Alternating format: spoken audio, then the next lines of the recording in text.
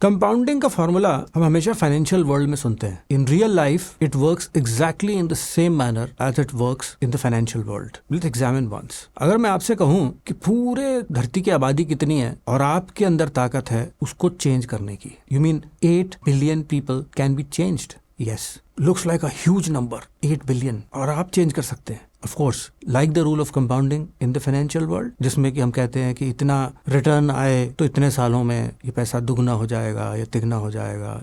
Same formula. ये formula जैसे उसमें समय लेता है वैसे ही लाइफ में भी समय लेता है. It's not going to happen overnight. It takes time, but you can change. And if you look at it, a testimony to that is already available.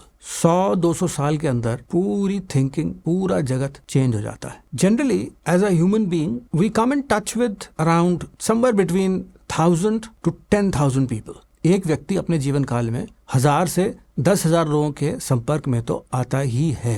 यदि आप हर एक व्यक्ति के हिसाब से सोचें और ये सोचें कि एक बंदा केवल 10 लोगों के जीवन के ऊपर इम्पैक्ट क्रिएट कर सकता है, if he can impact the thinking of just 10 people, then all the effect of compounding in this manner, where every person is impacting 10 people, means that in a span of about 125 to 150 years, which is actually equal to 2 lifetimes of a human being, he can change the entire 8 billion population. Examples, आप खाने के तौर तरीकों को ही देख लीजिए. ये चीजों के मिलने ना मिलने की बात नहीं है, पर ये सोच की भी बात है. 100 साल पहले लोग किस तरह से खाना खाया करते थे और आज कैसे खाते हैं, उसमें जमीन आसमान का फर्क आ गया. ये टेक्नोलॉजी की बात नहीं है कि पहले लोग खाना ऑर्डर नहीं करते थे. ये सोच की बात है. किसी ने लोगों को सोचने पे मजबूर किया कि आसान तरीके भी हैं. लोगों ने उस तरीकों को अडॉप्ट किया. So earlier food was only cooked and rarely ordered. Today food is ordered quite regularly. The whole thinking about